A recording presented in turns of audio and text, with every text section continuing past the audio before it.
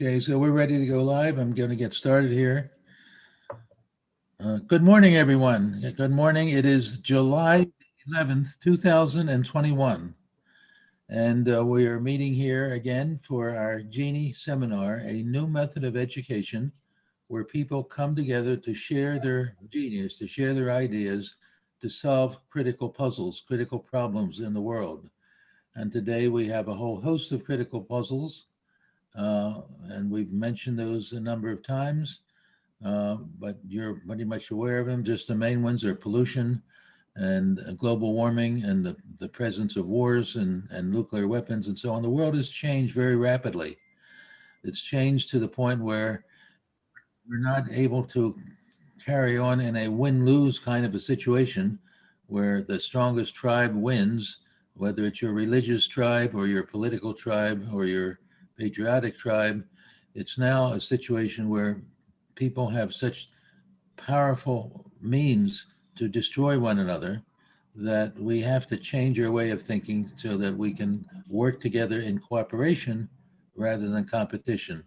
So, as we look back and see where we've come from, we've been meeting for quite a long time now. We each spend a couple of hours a week on this, and now we're a bit more closer, I think, to our goal. And what is the goal that we have? Welcome, Avi, and welcome, Pearl. So, what is the goal that we have? The goal that we have is basically we want to learn to work together, coordinate in a synergetic way. That is, where we help one another instead of compete with one another in a win lose environment. We want to work together to see how we can share our creativity, and that's what makes us unique. Our superpower. I've suggested that we have a superpower that no other creature, no other species have, and that's the ability to use language, to use words, to engage in imagination. And with imagination, that is our creativity. And with our creativity, as Einstein told us, that this is our ability to program our life experience. Because we can use imagination, we can try all different things where there's no penalty, and then we decide what to do with that. We can say the magical word. The magical word is not open sesame or Shazam or uh, or abracadabra. The magic word is yes. That is, when we have an idea that we think is a great idea and we've tried different possibilities, we say yes, and we take that idea, which is a spiritual or non-physical entity, and we turn it into something that is concrete. We make it something that's shared generally. So we've reached that point now where we can create an environment here, and that's one of our unique contributions. What we've done, what we've accomplished, if we think about what we've accomplished over this period of time, we've created a new method of education. That's one. That's different than talking heads. Number two, we've created a new language that instead of a doomsday language that says we end up with a winner and loser, we've created what we're calling a help language, where we teach what we think are the four universal qualities: happiness, enough, love, and peace. And the question is, what's the next step? Where do we go from here to go from where we are to where we can make our make our creative genius more widespread? And that's really the topic for today that I'm introducing. What is the next step?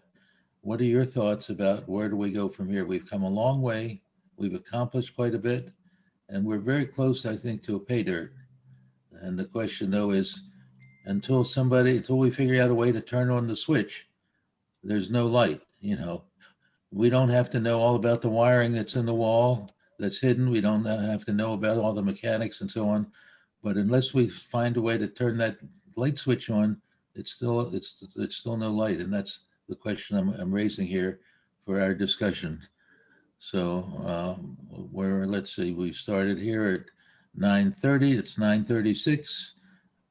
We've got some time to share your ideas and your genius. So I'm going to turn the talking stick over to you all, and who's going to go first here?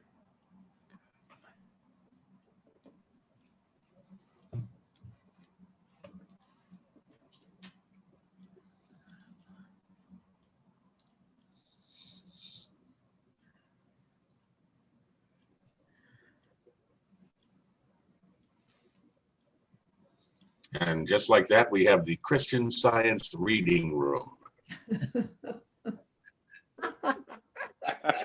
It's a library protocol. Well, I can see smoke coming out of people's ears, though. So I think there's some things going on there. There's a little bit of imagination going on. So far, we're waiting for some of the smoke to turn into something a little more concrete here. What's the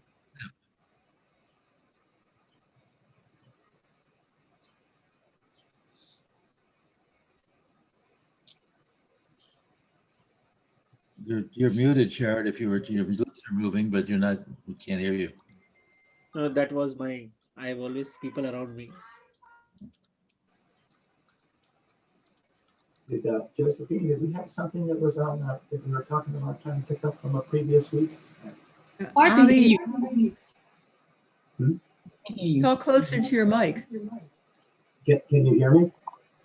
It's a little blurred. Hmm. Okay. Not good. It sounds as though your mic's not on. Well, I think, Avi, yeah, we did have something, but you and I hadn't connected. I wasn't sure if you wanted us to pick up on it. So what I mentioned to Don, I think before you joined, I wasn't sure if we were going to do that. I think Don now has taken the reins and has teed up maybe some questions for us to answer first. Okay. We can see if it relates to the notion about wealth. I don't know if it will. Don, maybe you give us the question. What's the question you want us to focus? I kind of missed the question. Sorry. Okay, let me see if I can rephrase it a little bit. My assumption is that our world is in a very difficult situation. And the reason that and the wonderful news that we've received is that we're aware that we're the ones who create the problems. We create global warming, pollution, bombs, and so on, all the negative things that we're dealing with, we create because of the way we think. And what happens because of the way we think is that over a period of 1 billion years, we've inherited the need, the requirement, and I call it an addiction. Some people don't like that word, but I call it an addiction to the way we think, that we think we have to engage in win-lose confrontation. That was true for over 1 billion years in history for animals. It still is true. What Einstein told us is we have the ability to take responsibility for ourselves because we can program our future. We can introduce language now and a new way of thinking that changes things. But we're so addicted to the words that we use, which are basically words that divide us into us and them, that most people spend their time trying to move ahead with one sentence. What's good for me and my family and my tribe for here and now? And as long as we keep that idea, we divide our world into us and them. My God is the right God, yours is wrong. My religion is right, your political party, my political party is right. And the question is, how do we now change this?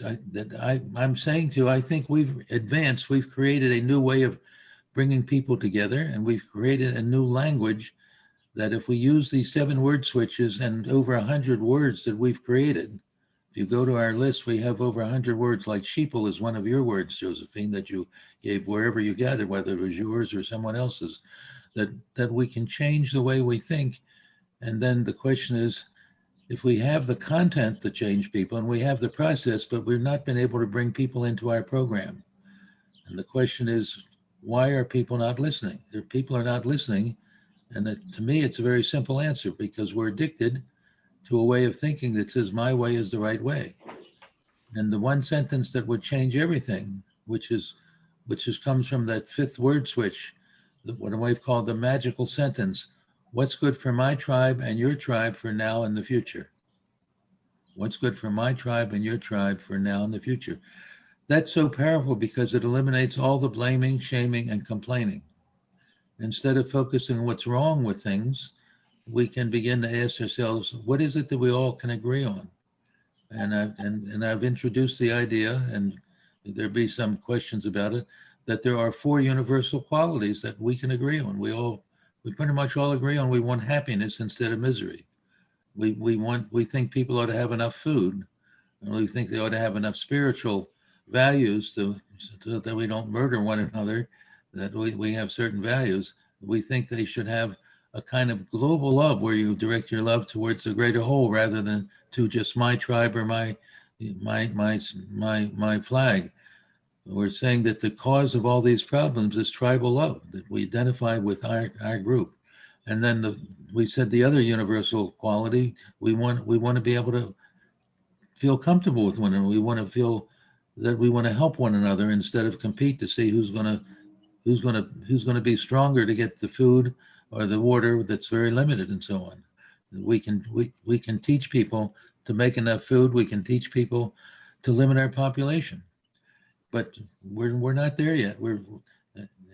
Jack Canfield tells a story that I think is very interesting. He said, in some ways, we've climbed up to the 9th floor. We've done so much positive for ourselves. There's so many positive things we've done, but we're still competing and fighting with one another. And we begin to think that we're in the wrong building. You know, we climbed up to the 9th floor, but we really we put the ladder on the wrong building. And what I'm suggesting here is we're in the right building, but we've got to get to the next floor, the 10th floor. And that's the floor where we learn to, as we've been doing here, find a way to cooperate with one another and how to move forward. So if the main reason we have difficulty is we still worshiping power and money and fame instead of some of these higher goals of how can we share our values with one another, where we can help one another instead of compete for limited resources. The more separation there is between the haves and the have-nots, the greater the likelihood that we're going to have war or so on. So and we've said this many times, when 1% of the population owns a large percent of the wealth and 2% owns even a larger percent, and you have large people starving and others are just struggling along, it's inevitable what's going to happen. We're going to have competition and fighting. And the issue is, if we continue to do that, it's only a matter of time now, because the world has changed. We're not fighting with sticks and stones anymore, not with bombs that kill a few people. Now we have 9 countries that have the ability, or close to the ability, to wipe everyone else out in minutes. And maybe it's too late already. So for some people, they've already said, I give up. It's the pessimist basically says, you know, why even bother to save money off? We're not going to make it anyway. It's only a matter of time before somebody pushes the button. But, you know, I think we have to have the optimism. So the question is, what are your thoughts now? How do we move forward from here? What's the next step? If we have the answers, maybe if you don't think we have any of the answers, you know, as I've said before, I've interviewed over 200 people, and they all say they wish or pray for a change of the world, but they don't know what to do. And I'm saying our group here, small group, and we're not the only group, but we've come up with some ideas. We know what to do. We know people have to change the way we think, and we know we have to find a way to get people to come together in large numbers to share their ideas together, as we're doing here, where we can agree to disagree in an amicable way and not feel that if you don't agree with me, I'm going to have to kill you. We've created that environment here. So where do we go next? That's you know, that's where I'm asking for your genius. What are your thoughts about it? So Don, like I don't have the answer to that complicated question, but I have now become more serious about the question. So earlier also, you know, there was a threat of nuclear wars, everything like that. But generally, we underestimated that threat. We thought there would be something else. You know, people already know about nuclear war, so it may or may not happen.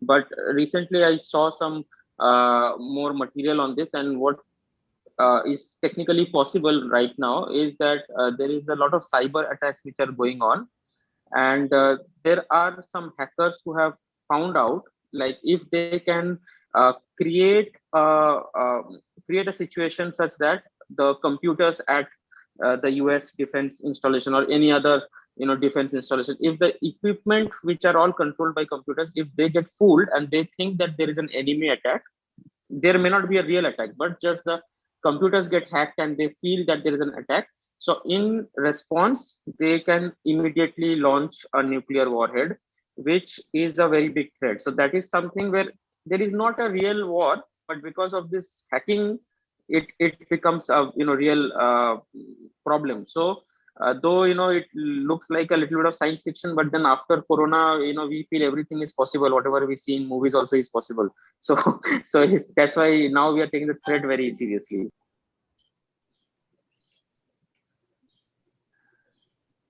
A while back, I remember you saying, Basu, that you didn't think it was too likely.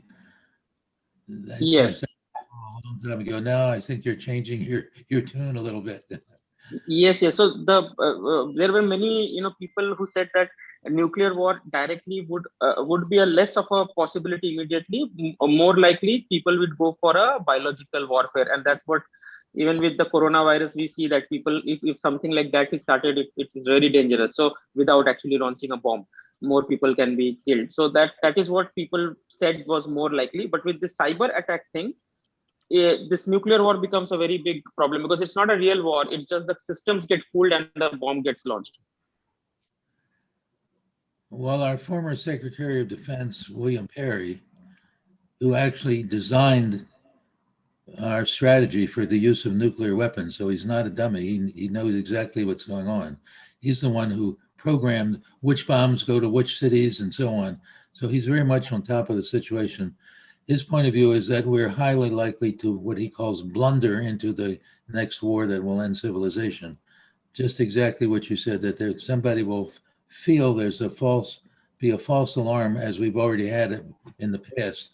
There already was a false alarm, and if you know the story, and the president was to be called, but the last minute they found out that somebody put the wrong tape.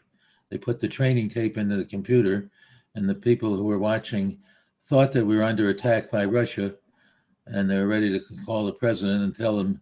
But fortunately, they checked and found that this was at the last minute. That was the wrong tape that went in. But our Secretary of Defense says that the main danger we have, not that it's the only danger, but the main danger is that what he calls we'll blunder into, it'll be a mechanical error or a mistake that maybe even if somebody doesn't deliberately push the button.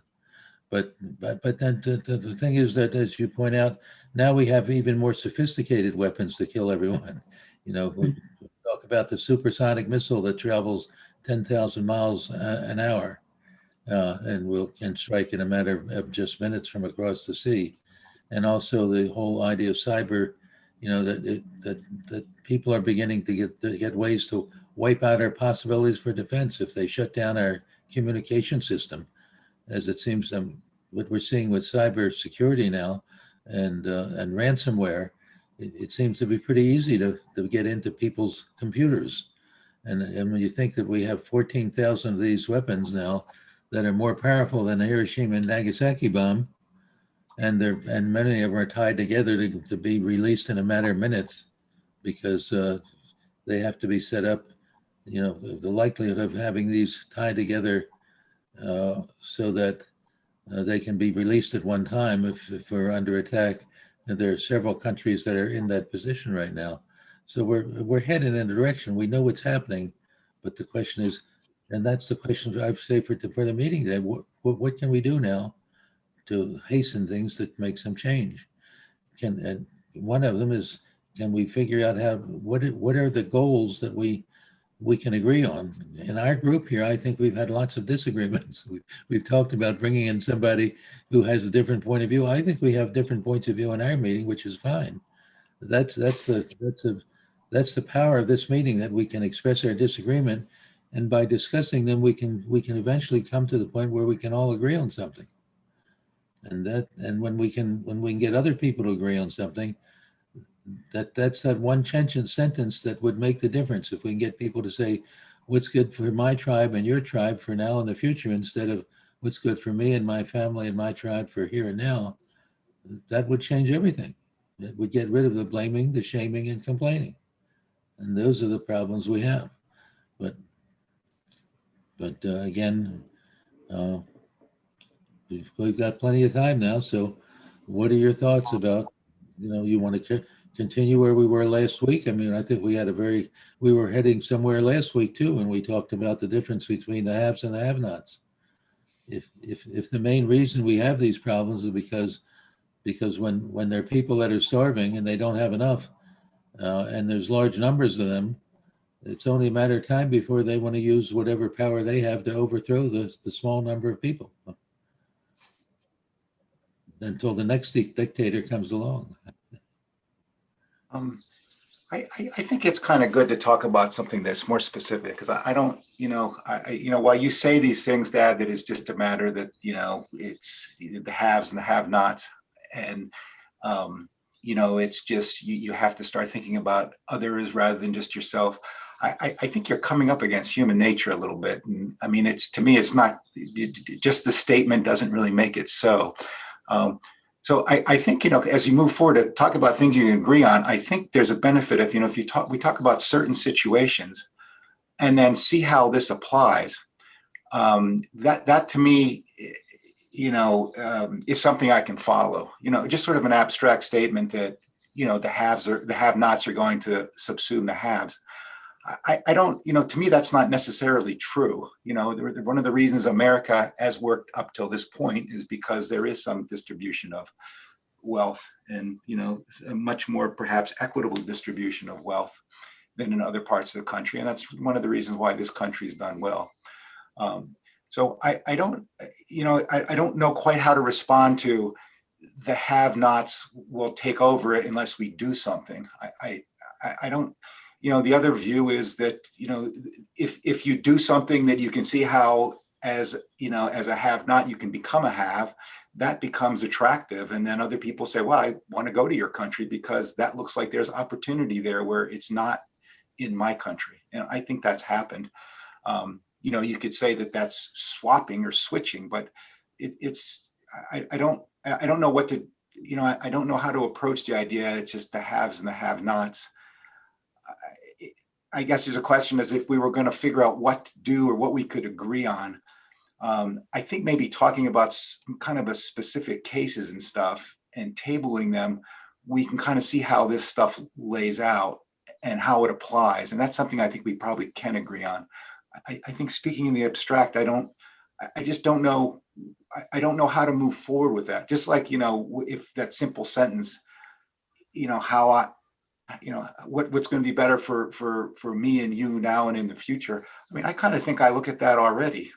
And I don't think I'm particularly advanced. And I think most people will kind of, don't necessarily, it's my sort of view of human nature in my cloistered world, is that most people don't decide that I just want to do whatever I can and I'll step on anybody I can to get there.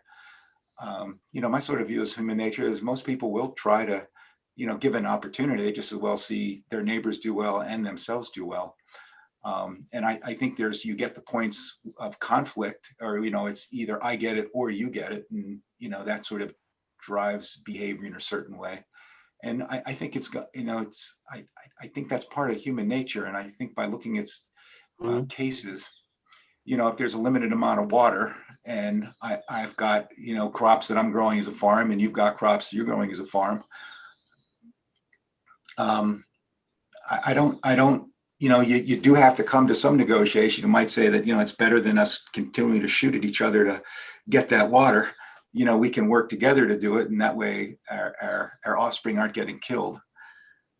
That's a case where, I can kind of see something specific and, it's sort of, yep, I can kind of see that working together works better. And in that specific or those specifics, I kind of can understand it. And I can kind of see cases where, yep, it is working and, it won't potentially replicate itself.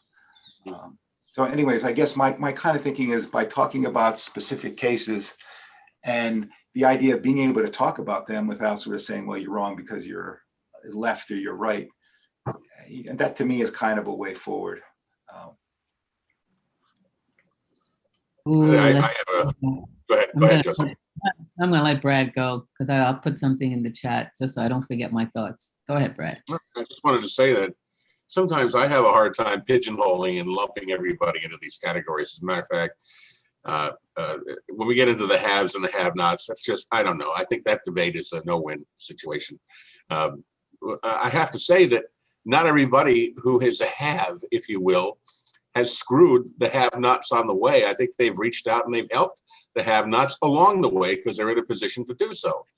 And I mean, I haven't stepped on anybody, and I'm very happy to say that I've reached the high watermark of mediocrity in my own life through hard work and perseverance. And I haven't screwed anybody along the way, and I have more than some people have. You know, I've helped in ways that I'm able to do so. So I don't know. I just and the have-nots overthrowing the haves. I've been hearing that all my life. It's not compelling, I think, I think a story. I think it's a no. It's hard to wade into that argument because, or that discussion, because it's a no-win. There's no resolution to it. I think there's a resolution to it. I don't know if there's no resolution to it. I don't know if we're going to solve it on this call. And I do think things are changing. So that's all I was going to say. And I do think too, I don't know if it's a discussion about the have and the have-nots. I don't know. But I do think we need to, I want to go back to the notion about what works for me and, you know, and now and in the future. I think people don't have an egalitarian feeling generally. I think most people, when we talk about, if we go back to the premise of nuclear holocaust for a second and being afraid of it, or even if happening on purpose or by mistake, the things are, you know, what works for me and my tribe here and now. I want to know what works for me and what can I do.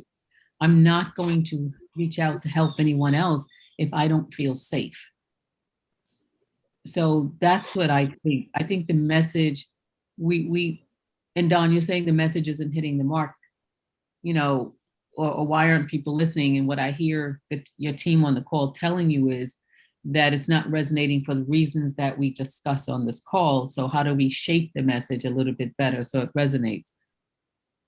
So this notion of how do we make it personal? How do we get people to see they fit or they can fit in this message? And then how do people feel that they are safe? They're safe enough, like if we want to use enough, they have enough to reach out and help other people. I think in a capitalistic society in which we're living in right now, trying to have the discussions about the have and the have-nots is going to hit a brick wall for the reasons you're hearing your team say. But I'm with you. And when I see our billionaires going to space and our focus is not on the climate and saving the world, but how they're going to get their butts into space, I start to think they're making plans for themselves and not for us. And we are absolutely supporting them in doing that. So let's hold that argument, you know, for another time. But how can we make Don's message relevant maybe to some of the real world issues that affect the general population and making people feel safe and empowered? That's what I feel. How do we make it personal, make them feel safe and empowered? Yeah, I feel like Josephine, you and Abby are kind of circling around the same notion of getting back to some specific issues that we can kind of wrap our hands around. And I think that would be useful. I think there are a lot of that. I think a lot of the kind of schemas that you have developed are helpful in a global sense, but I think they might also be distracting in a specific sense. And I think, you know, as I was driving in, as you know, you talk about, you know, we're addicted to certain things. And I'm thinking, well, there's a car in front of me that has 4 wheels, and I look all around me and all the other cars have 4 wheels and say, geez, we're just addicted to cars that have 4 wheels. It's crazy. But I think, you know, really the evolution of the automobile has been through lots of thinking and lots of tweaking. And that right now is a very functional framework. It's worked for a long time. It's still working. A lot of these cars run on gas, and that has also been very functional in the past. It's not now, things are changing. So people are looking at other electric cars and other, kinds of transportation. But I think to say that where we are now is not, I don't think is addiction. I think it's have to respect that is the best that there is. That's what the greatest minds in time and evolution have selected to be the most adaptive reflection of the people and the forces that created them. So I think the idea that, and I don't know that Einstein's insight is really applicable here to human behavior. I think that we certainly can use our mind to do thought experiments, but changing our mind from a day-to-day and practical and problem-specific issue for most people, is a spectacularly ineffective strategy. People who smoke know they shouldn't smoke, and there are all kinds of reasons why they do. People who don't exercise, people who have weight issues or health issues that they choose not to address. It's not for lack of insight or lack of thought or lack of good intent. There are other reasons that people, our species, have difficulty moving on and changing. So just the fact that we're able to do a thought experiment or able to picture something different, I don't think in my life experience in no way relates very effectively to, changing behavior in the long term, for individuals, let alone groups. So I think if we don't have to have that debate and we confine ourselves to maybe a specific issues that Abhi and I think Josephine are pointing to, I think we might do better coming up with a situation-specific strategy that might be generalizable to other situations.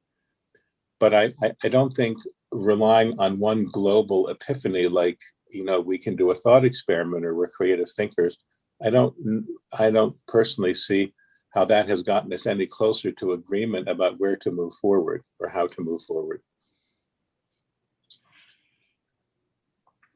Well, I think, when James talked about a safe place to exchange ideas, I thought that was very important to have people who are able to talk. And Abhi's example about the water, two farmers needing water, and maybe both of them can't have it. My thought was the technology now, if you could get the two farmers to sit down, there are ways you can provide drip irrigation. So maybe both farmers can have water, and there'll be water for other people too.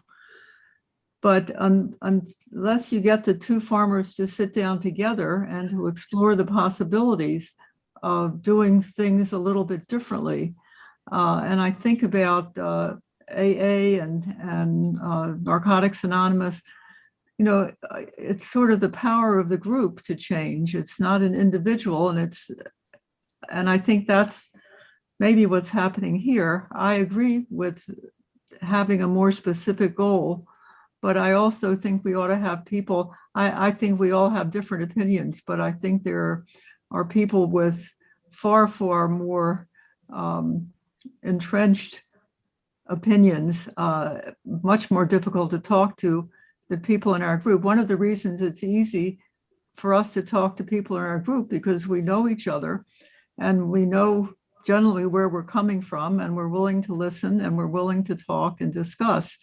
And that's come from a long time of knowing each other and being able to talk. I still think it would be a good idea, maybe not as a permanent part of the group, to have people with really divergent opinions who are willing to talk to talk with us.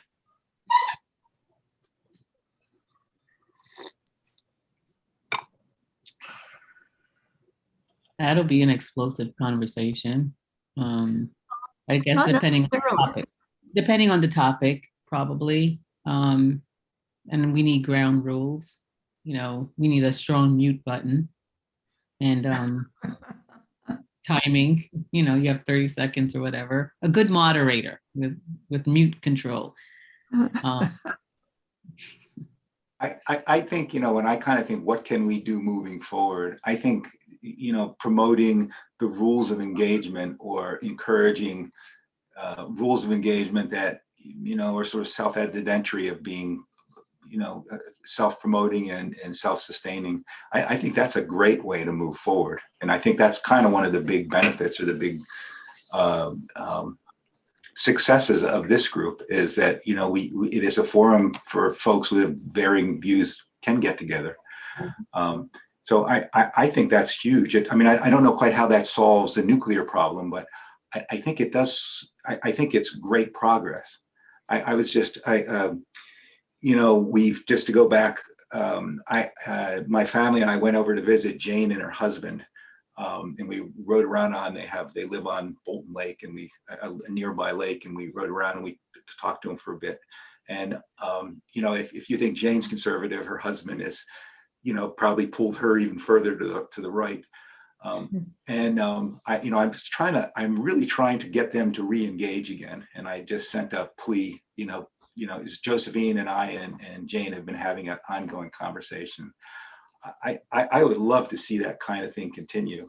And, and I'm sort of pulling for it. And that's one of the things I see that I can do that I think would make a good, I think that would be a great contribution. And then, I don't want to hijack the goals of this group, but, from my perspective, the country is kind of coming apart a little bit because the left and the right are so far apart and really unable to talk to each other. And, to come up with a forum where that kind of talk can occur, to me is a really positive step. So I'm pushing and gunning for that. And I think that's one of the big positive takeaways from what we've done here is we can kind of create an environment where you can kind of speak your view and, people will honor it. I have another friend, Herb, with my parents know us. He's since died. He's probably he was a Renaissance man. He just knew more about anything on any subject than anybody I've ever met in my life. He was sort of like the Forrest Gump of his day and the kind of places and things he's run through. He was I think he went to medical school and he has a couple of PhDs and,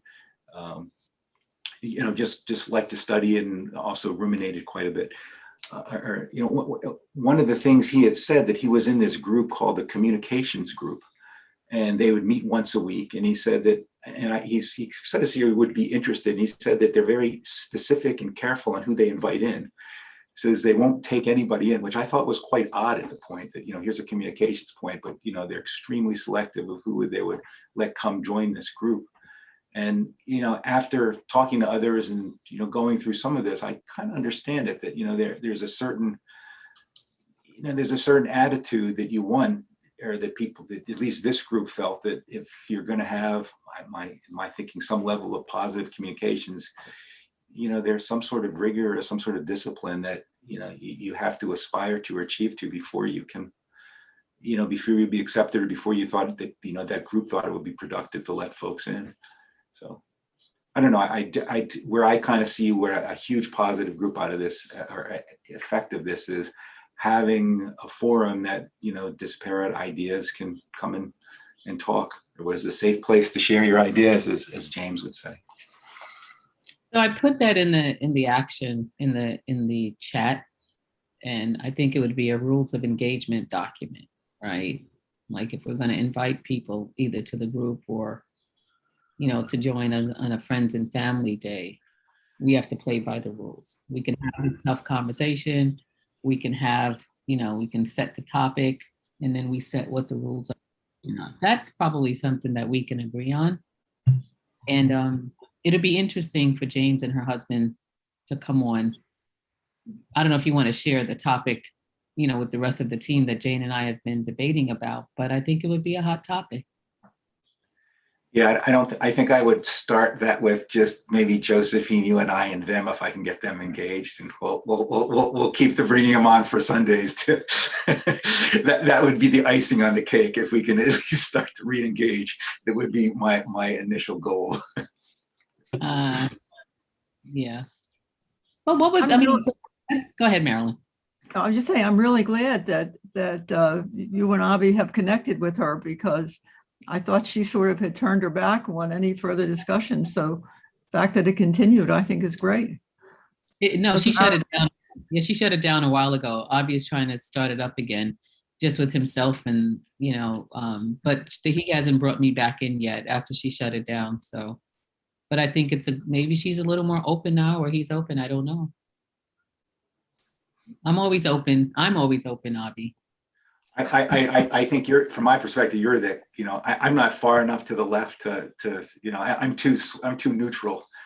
So I think kind of bringing you together, to me is an experiment of how, different opinions really could sit down and talk. And I think you're willing and capable. And I think there's just a matter of sort of convincing them not to walk away. I'm open weekends and holidays, and there's always plenty of free parking.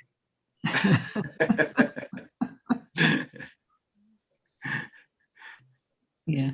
Well, what could be a topic? I mean, that's a hot topic. Politics is always a hot topic, right?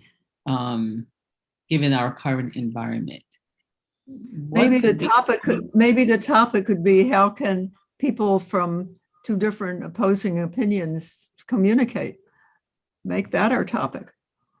Well, we can do the rules of engagement. If we want to do something and make an action, we can build we call it at work, we call it a social contract, right? But here we could call it a rules of engagement. So that, if the goal is to have these tough conversations in a safe place, what are the rules of engagement that a team would need? And I'm thinking about this too, Don, given, the conversation we were having with Ria. Ria is the young person who's on the team now, who's helping, and she's thinking about extending Don's message to teenagers.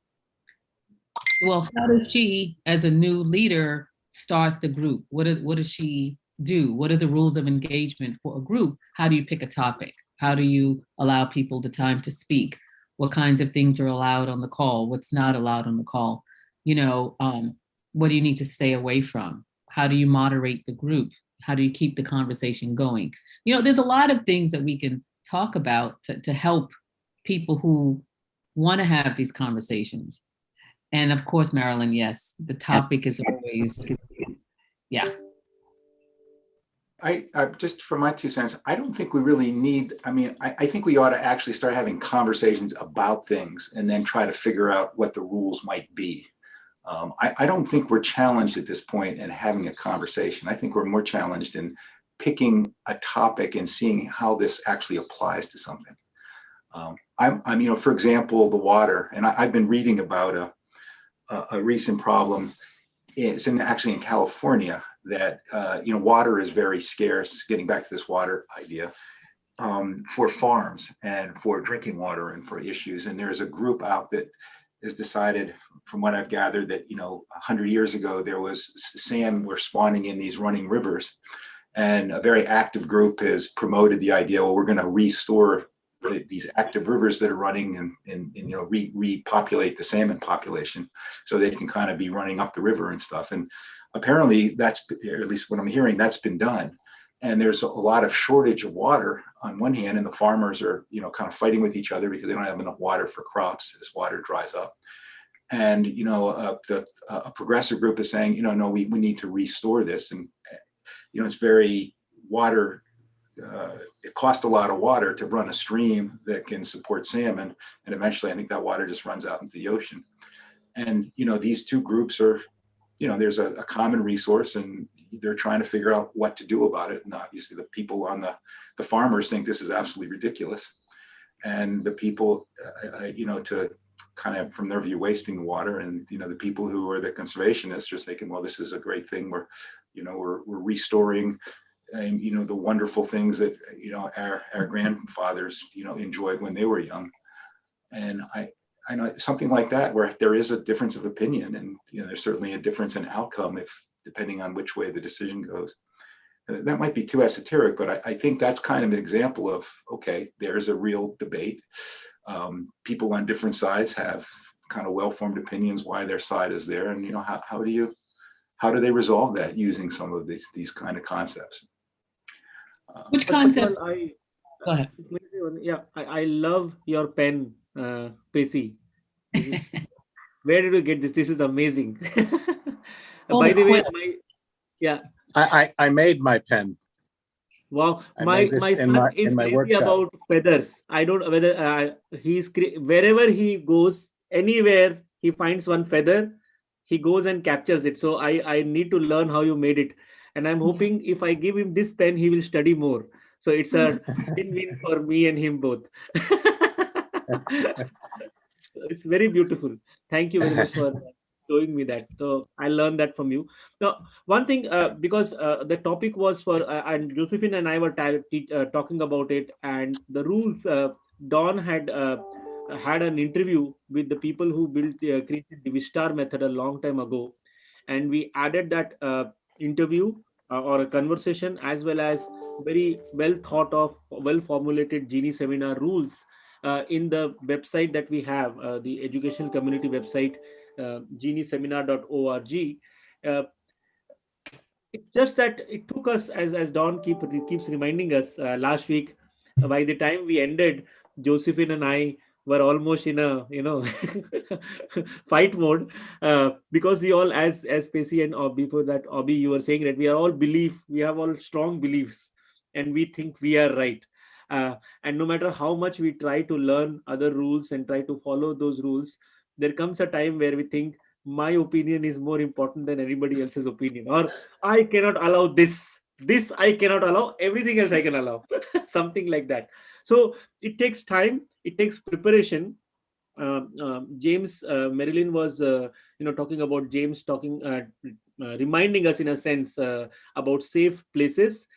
Genie seminar was built as a safe place where people can come together, and they don't need to be in the same location. Using technologies like Zoom, we can create Genie seminars where people can come, they feel safe, they can find a topic, and they can discuss that topic, they can bring other topics. Nobody is wrong, everybody is right, every opinion matters, or every opinion is accepted.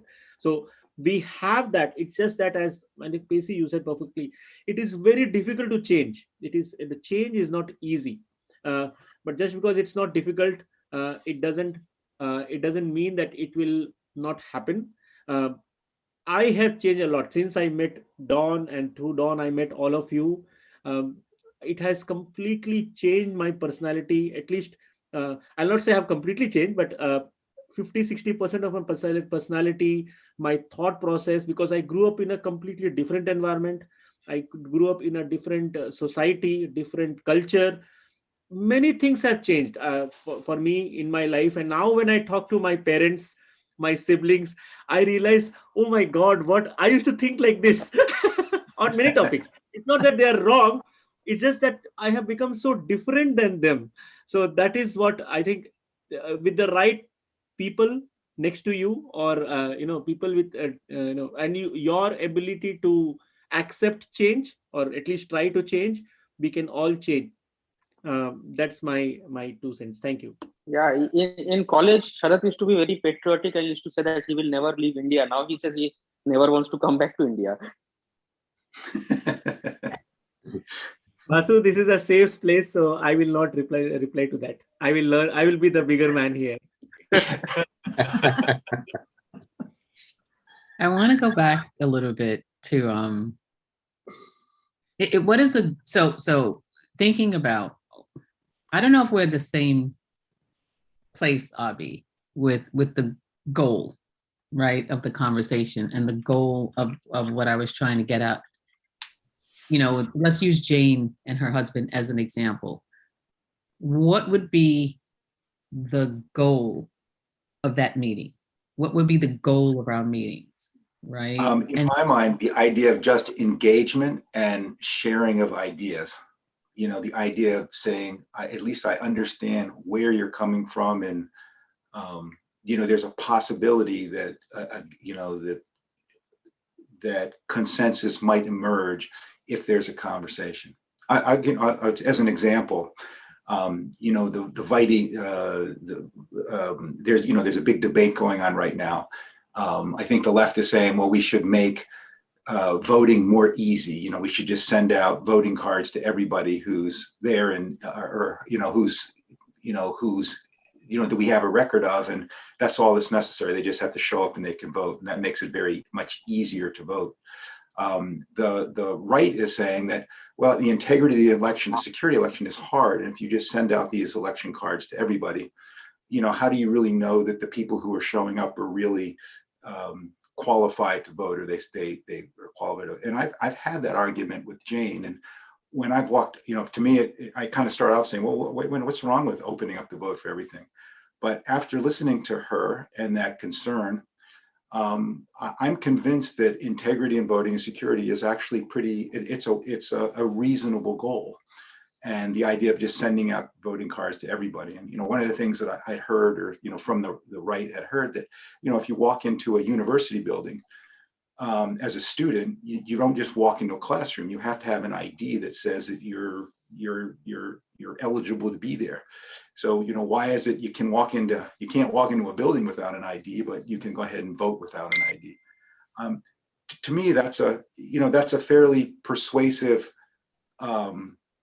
productive conversation that, I've grown from hearing it and hearing why is it that those folks believe that that's that viewpoint believes an issue. And my view is tempered because I've heard of it. If I'm not even having a conversation with somebody like Jane, I have no idea why, there isn't a great objection. It just seems like it's, someone is just being obstinate and they just don't like it because they think it's one-sided, or, they're just trying to avoid something that's going to cause their political goals to drop out a little bit. So, that would be the goal, would be to, you can come up with some form of consensus, and ultimately that expresses itself in government in general.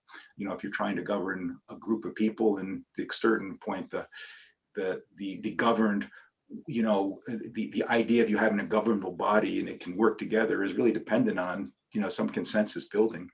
And if the current trajectory is consensus is degenerating, it's not building up. To me, that's a threat. And, the more that you can get folks who will sit down and talk to each other, the less of a threat that becomes. And, democracy, or our form of government, can move forward. So I think that's the goal, is having those kind of conversations, be able to, have some consensus and understand what's going on. So I think if we have a goal of a topic, then, right, the topic would be, let's discuss voting restrictions or voting rights or lack thereof. But I think we need to start at a place where we agree on some objective measures, right? And part of my problem with Jane is that, much like this wild accusation about anyone can send in a card and that any vote is accepted, that's not true. When you go to vote, you have to sign the documentation. You have a polling place. You have a book where you go in. That's how it is when you vote. If you mail in, you have your number that you mail in. They ask for your driver's license or there are verifications. I mean, the Supreme Court, they wouldn't even hear the case because this has been deemed one of the most secure elections ever. Yet we continuously are hearing for want of a better word, they've been calling it the big lie. So it becomes a fight against a lie. So what then becomes the goal of the conversation, right? Well, I think you're conflating the two, Josephine. I think this isn't a debate whether Trump won or lost, or there's a big lie. At least that's not to me. I think the idea of saying that. Sorry, Abby, just to be clear, the lie was that the election was stolen, or that there was voter fraud. That's the lie I'm talking about, not whether or not Trump won. Just to be clear, this is how we are getting into the fight about this notion that she says anyone can just drop a card and they're going to accept it. I think that that part is conflated, and that part is not true either. It's a red herring. Well, I mean, to me and to Jane, it's not a red herring. And I guess that's the benefit of the conversation, is to sort of say that, no, my understanding of is if the left or the Democratic view is that we should just send these things out to folks, based on some registration without requiring them to come in and validate who they are. That's how we expand the pie and make this available to everybody. And that's true. I mean, that's a laudable goal, and I buy it. But I buy the counter argument that, well, if we don't really ask them to come in, we just sort of send them out based on this other, this more tenuous information at the at the benefit of convenience, that's desirable to make it more convenient, make it easier for people to vote. But on the other side of that, that does weaken the security and the integrity of the system. And for folks who are convinced that there is the opportunity and that might be happening, I mean, I don't think it was actually happening, but I understand the argument. I mean, and I understand the concern, and I think it's a valid concern. So I wouldn't. I mean, I think it's debatable. I think that there is there's the two things are mutually exclusive. The easier it is to vote, the easier it is to create fraud. And if you're somebody who's very concerned about fraud and convinced it's present, I think it's reasonable to address that. And I don't think just saying that we haven't found any information that demonstrates that, to me, that's not sufficient. I don't think it overturns any elections. I think that we have a way of doing it, but I think it's a reasonable concern to say that that if we kind of loosen the requirements of what determines somebody is votable, that concern becomes more and more valid. And it's a conversation that's worthy address. I don't think you can, in my mind anyway, it's not convincing just to say nobody's found evidence that voter fraud has occurred. So therefore we don't need to worry about it. One take on this. So this is a topic. Look at that. I'm going to say, look at Josephine. That's wisdom. Yeah, I'm seeing She's her. blowing up, but she turned her mute on. I'm just saying, I'm waiting for Shabbat because we talk evidence and science all the time. And what Avi just said is void of what we would talk about. That is precisely so. I know even Pearl has posted some notes. Let me read that first, and then I will reply. So Pearl has wrote. Josephine, sorry, not Pearl. Josephine has said that eligible voters. So maybe the goal of conversation becomes eligible voters, but there has not been significant evidence of fraud. Now, the most surprising, it is one comment. You please allow me this comment, Josephine, and don't react to it. It's a sly. I am knowingly trying to rally up. So for a person who doesn't need any proof of God but has faith in God, asking for evidence for less evidence or no evidence is really, I don't know what to say about that. But that's my one comment per day, Josephine, which you have allowed me. Thank you very much for that. But having said that, I want to take it to an international context, because sometimes what happens, these conversations, especially my friends who are Americans in America here, they think this is a America-centric problem. This is not an America-centric problem. This problem is the problem of almost all democracies. In India, we also have a very good voting system, and it has worked very well for years. In fact, it is one of the few countries where voting is completely electronic, but that electronic machine is very, very secure. It cannot be connected to internet, and it cannot be, there is a lot of security measures. Like here, both party candidates and their people will be there. They have to sign, and there is police protection, all the. But in a system where you have millions of votes, there's just one state in India has a population of 200 million. Just imagine, one state has a population 200 million, and it is going to go for voting next year. So it's like a big country, So what I have observed in India is whenever somebody loses, okay, whether it is the current BJP, which is winning now for consistently for past 10 years, when they were losing earlier, they used to say there is a fraud in the voting machine.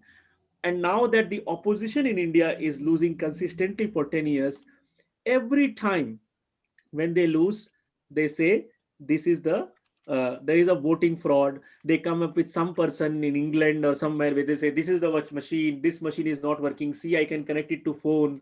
Somebody will push some buttons and say if you vote BJP, it will come Congress. If you vote Congress, it will come BJP. Something like that. There are conspiracy theories. Now, the most interesting thing happened is the recent Bengal election where Josephine's favorite politician won, and she really defeated my favorite politician, the so-called favorite for both of us, Modi and his party. Now, throughout the election, she was saying there is fraud, central government is coming, they are not allowing us to freely do the election, the election commission, which holds the election in an independent government body, is actually working on behest of the federal government. The central police is coming here and not allowing the state police to work. All kinds of, they showed some machines, everything. And you know what ended up happening? She won almost 70% of the total seats in the state. After all this, she won 70% of, almost not 70, probably more than 80% of all the seats she won. But as soon as she won, she did two things. One, she quickly accepted that, yes, I won and I defeated these guys. That is number one. Okay. She did not say that there is no mass scale fraud because she won. Number two, what happened is, although she won the biggest majority ever in that state, she lost her own election. So as a senator, she lost her own election. The second thing what she did is, she said, while I accept the overall win, I deny my own loss. That is a fraud. And she went to the High Court. She went to the state Supreme Court, and she filed a case there that while I accept the overall, I deny this one win. And then she found a particular judge which she did not like, and she thought she will not get a favorable judgment where for recounting or some investigation into it. So she did a campaign to malign that judge. And the judge finally, he recused himself, but he fined her, he might not, like, the money is not important, but he fined the sitting chief minister of a state, the Supreme Court head chief justice, fined the sitting governor of the state, saying that how can you malign me like this without any rhyme or reason, just because you don't want to take this case. And he was very sad. So that's what I'm saying. Logic, evidence doesn't matter in these cases. It's pure politics. We take it more on logic and evidence. That's my understanding. And I think it's a good example where relying on science or logic or evidence is not the holy grail. And I don't mean to give a religious reference, but it's not the final answer. I do think the example that Abhi gave earlier is a good one. To me, it's a good one to explore. There's limited amount of water. The farmers want it for their crops, and the naturalists want it for the salmon. Traditionally, that's fought out, a tug of war. Who's going to get the water? And even if you do what previously people thought was compromise, well, maybe we'll give half the water to the farmers and half the water to the fish. That means maybe the fish and the farm both fail because neither of them have enough water to accomplish their goal. But I think if you stay in a situation like that and say, well, we're looking for some different kind of resolution. And I think what this program may facilitate, again, and it may come out if we stayed in the thicket, is that the farmers and the fish lovers have to join together to find more water to fill both of their needs.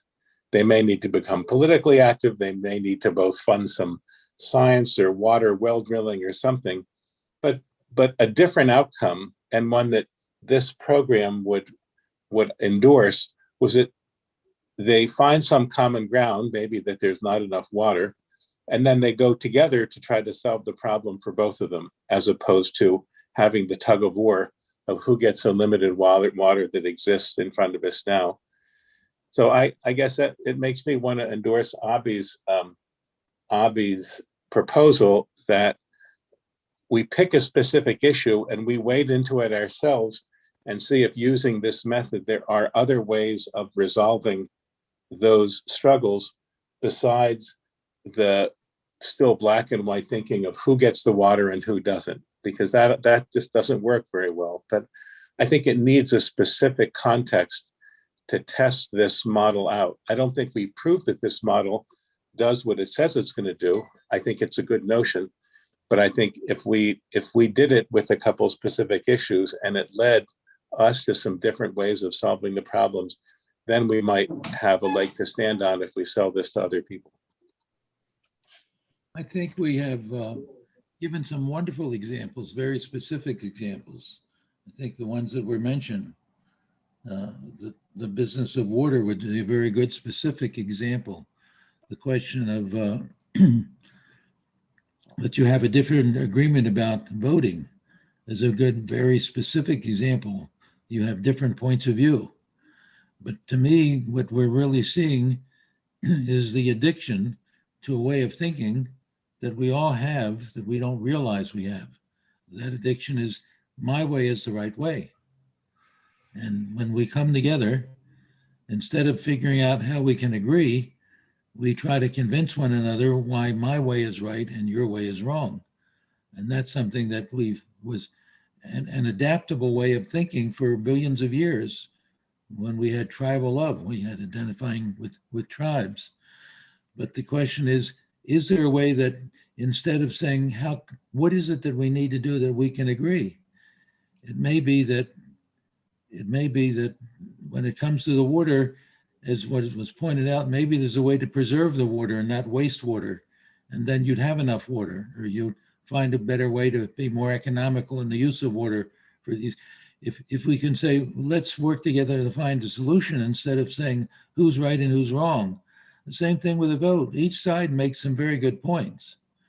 But maybe what you can agree on, the one thing that both sides can probably agree on, you probably would say that, yes, there should be fairness in religion.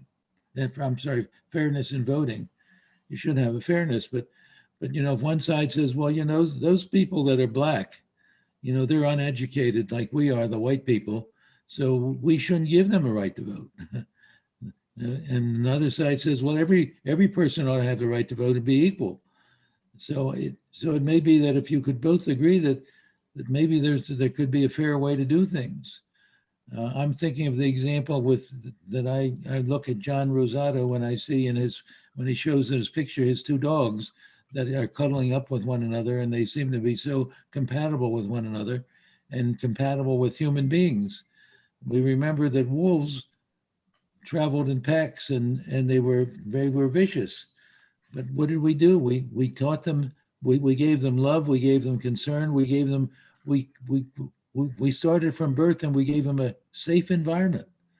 We treated them as friends, not as enemies. And now they're humans' best friends. But now instead, we're so addicted to a way of thinking.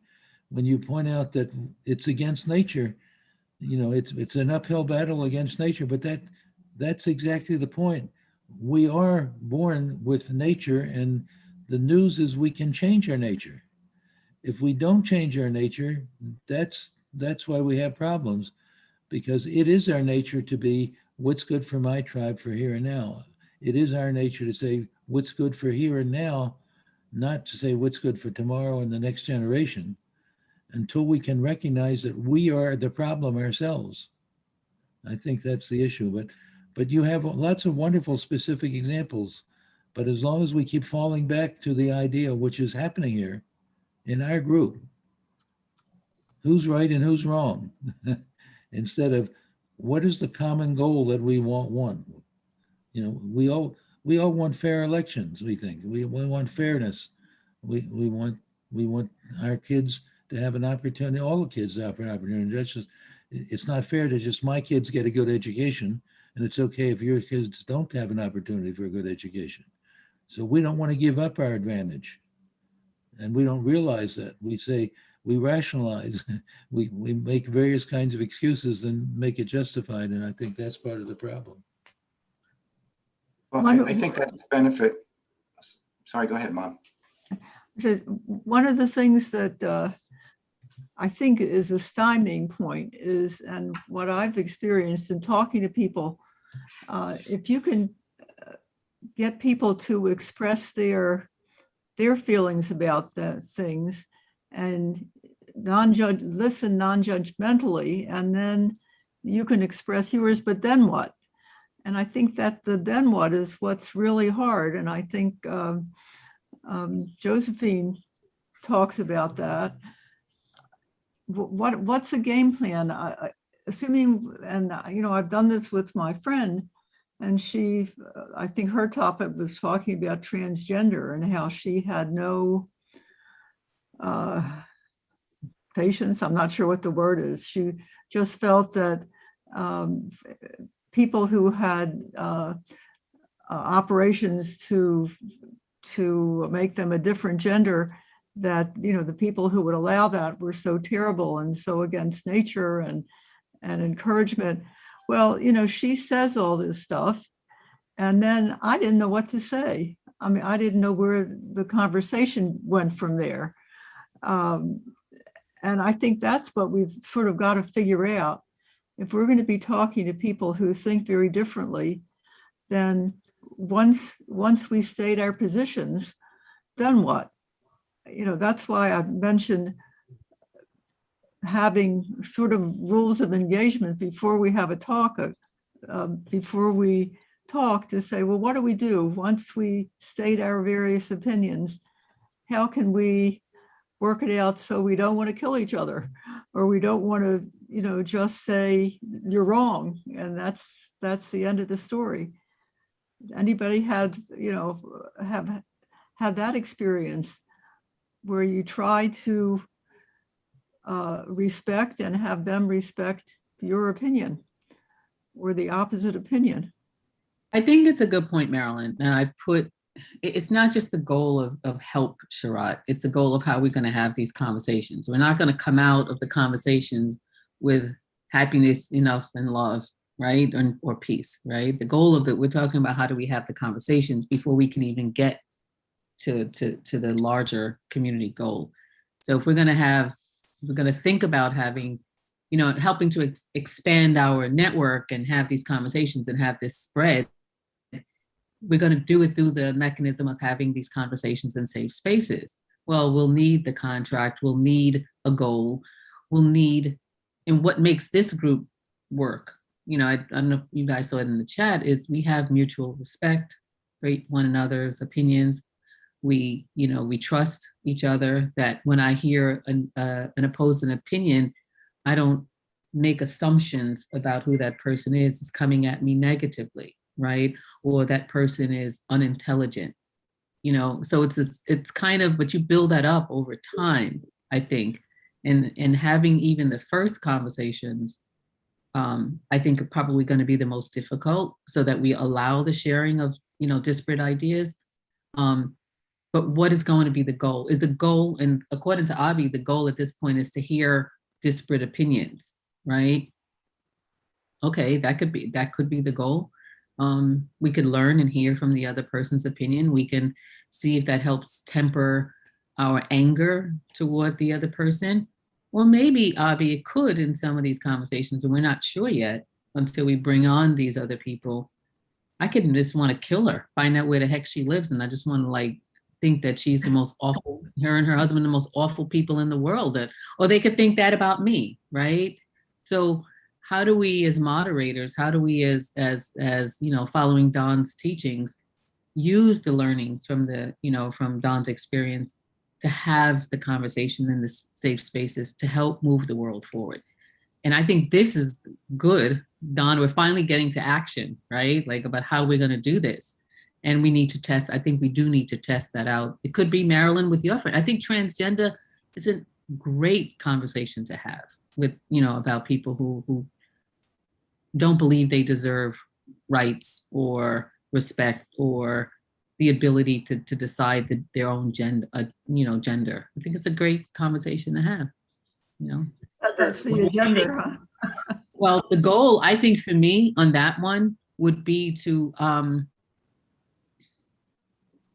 kind of bring the awareness that we live in a society where all people are entitled to change their gender if they so choose, and we don't have the right to destroy their dreams, you know. So and she shouldn't have the right to destroy their dreams, you know, through vile statements or petitioning for, you know, a suppression of their rights and their right to liberty. So remember a while back, Pacey's gave an example of waiting in line at, was it McDonald's or whatever, and somebody in the license had a Trump license, and he was thinking very negatively, Then when he got up to the order, he said, "Oh, that person in front of you has paid for your meal." He was paying it forward and doing a kind act. And he changed his point of view very rapidly. So when we can find a way that we can agree on things rather than, we are addicted to want to have our point expressed instead of saying, what can you and I find solutions together? That gets back to that one sentence. How can we use our energy? And in order to do that, we have to find a way where we can talk together like this and populate these kinds of meetings around the world. I think that's the next step from my point of view. My practical issue or step is, the next step is we got to find a way to have meetings like this with rules where people can talk together to find common, create new solutions to difficult problems.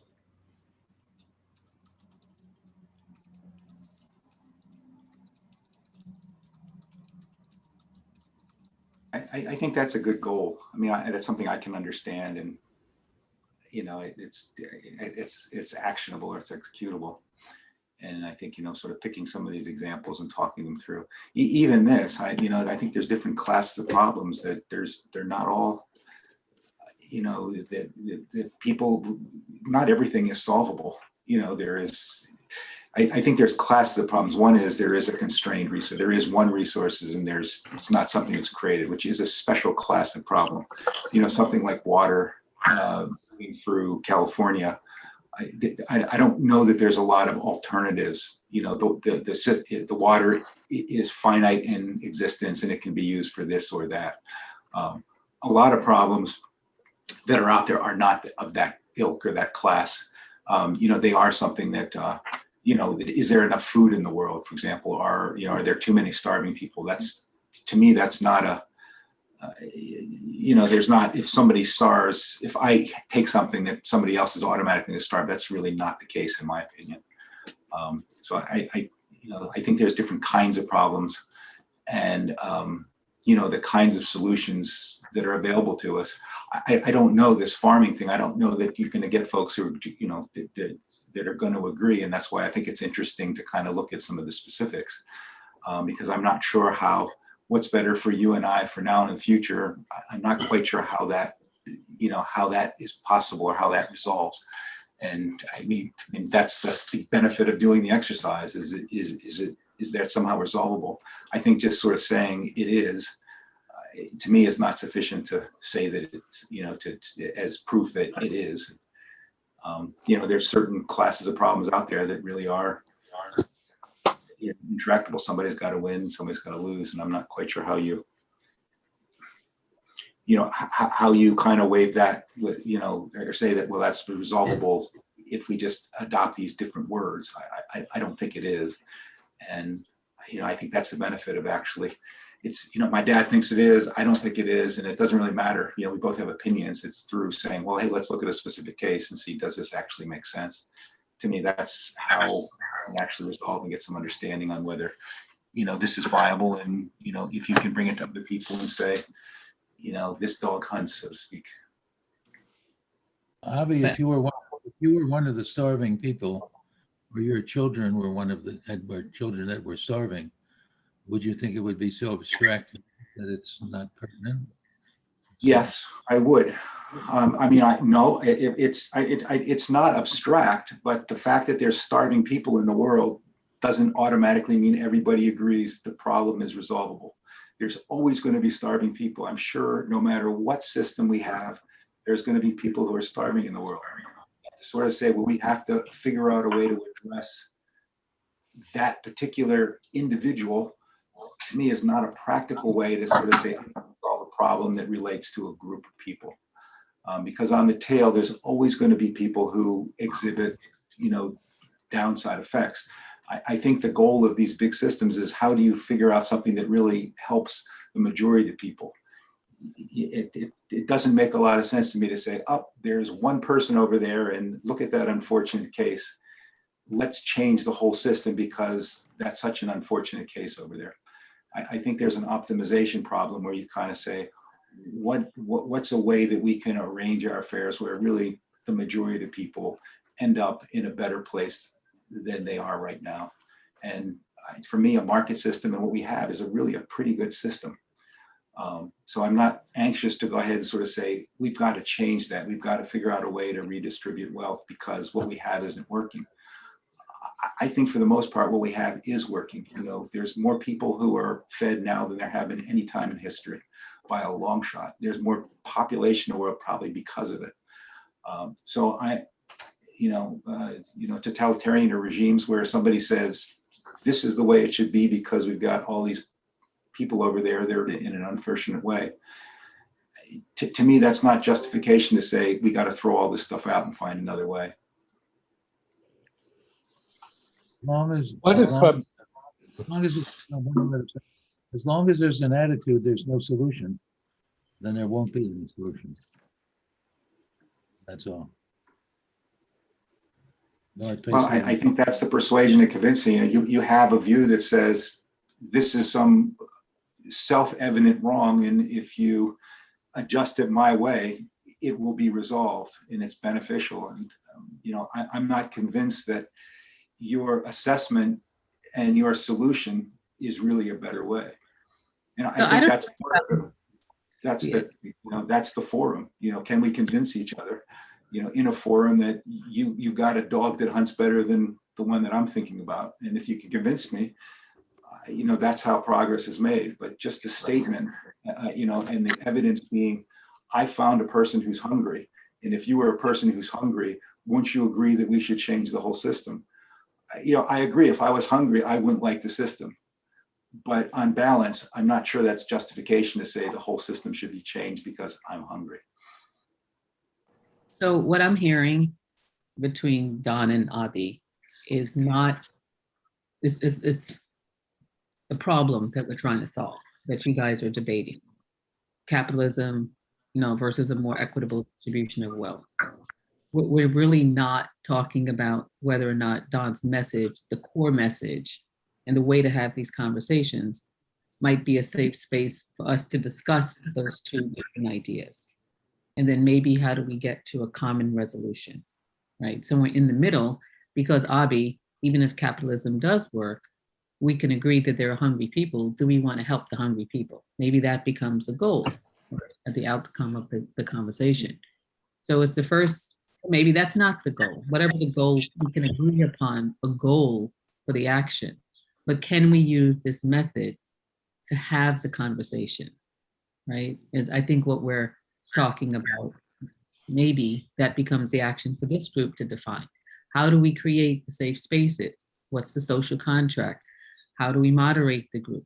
How do we bring a Jane and a Josephine together to have a conversation? And then what would be the outcome? I don't think she's going to convince me of her ideas, and I don't think it's my position to try to convince her. So then what becomes the goal of the conversation? Is it voter eligibility? Is it something that we can agree on that becomes common, that we can move forward as a people? Maybe it's her, me thinking some about what she's saying, she's thinking about some of what I'm saying, so that we're not as aggressive to one another anymore, where we have a more respectful conversation and we're not so angry all the time.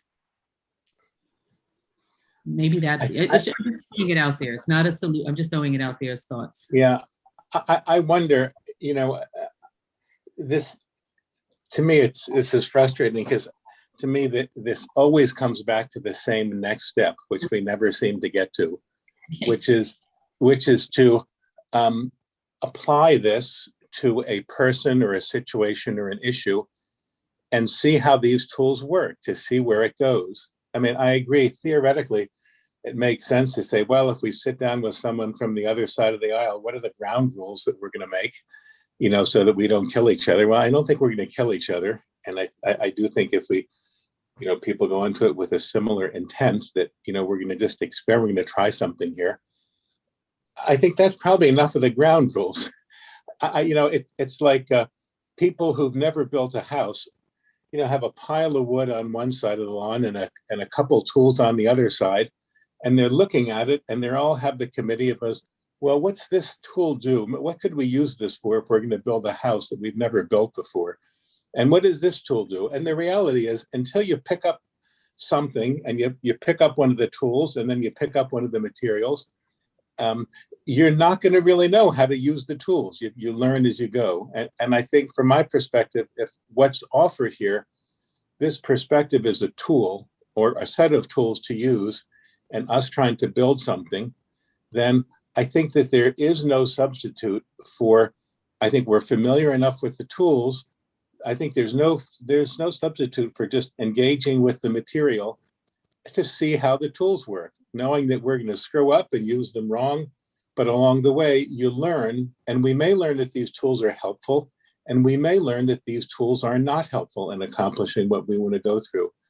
I don't believe there is consensus that this is the toolbox that's going to save the world. I think there's very good ideas, but I think we need to test them. And I don't think we can establish any kind of viral following about how wonderful this is, like any kind of following about how wonderful a new tool is, until a bunch of people have used it and says, oh my God, this is amazing. It allowed me to accomplish something that I couldn't accomplish before.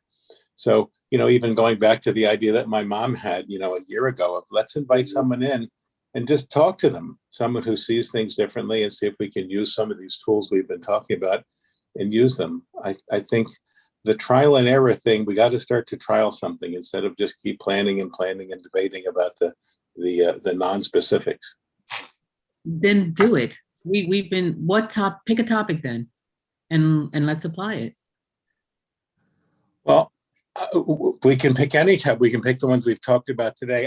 I thought that the notion of inviting another person in, we know the tools. I don't think that we're all familiar with these tools. And I think from my perspective, the shit or get off the pot piece is, why don't we use these to something that we think they're supposed to accomplish and see if that works. And either it does or it doesn't. I think there's enough commitment in the people in this group that people are staying in it to see if they work. But let's start to see if they work. And to me, I think it's easier to see if they work if we invite someone who doesn't know the tools and let us interact with us who do, maybe remind ourselves of what they are and see how well it works for us. I don't know that using it among ourselves is necessarily the best place to start. So I see we're at the top of the hour and I'm going to respect people's time. But I think I'm not clear, Pacey, on who we would invite and what would be that topic that people in this core group would feel comfortable with too, right? Because we do have a core group. We did talk about transgender, voting rights, the big lie, politics, climate change, social injustice, police reform. We talked there a lot of topics. So if we can pick a topic, we can do this by. I think the topic think should be, are we able to talk to one another, or how can we talk to one another? About I what? think that should be the topic. Right. I agree with Marilyn. I think the topic needs to be centered around our core mission, right? It's to see if the 7+2 formula actually works. Can we have a conversation with people about it and does it work? Can you see how this can work or can't work? I don't know. That's an interesting thing. But is it around topic, John? So what topic do you guys want to? I think the topic is, can we, with using our tools that we know, have conversations with people that are vehemently on the other side, and have it work? Willing to give it a try. You want to lead next week, you and Marilyn, and take us through what that could be? No, but it's okay. I'm honest. Marilyn, would you like to lead next week then and take us through how that could work? Well, are you saying to invite somebody or talk about inviting somebody? I think what John just said is the first thing he wants to do is we should talk about how this could be applied, whether or not the 7+2 formula works. Because I typed what he said. I just don't know how that works practically. Could I talk to you, John? Can I use you for consultant? Yes, absolutely. We can meet during the week. Absolutely. Great, awesome. That's going to be a good conversation because I think it's a good. Don, I'm going to let you wrap it up, but what do you think? I think it's a wonderful idea. That's exactly the point. I think that we're getting there to the point. The real issue is we don't realize that we already have people in our group who disagree. We don't have to invite somebody else in because we already disagree ourselves. We haven't learned to find a way to work together yet. We haven't found a way to work together where we stick to the topic. We're so caught up in who's right and who's wrong. We're still addicted to that way of thinking, but we don't realize it.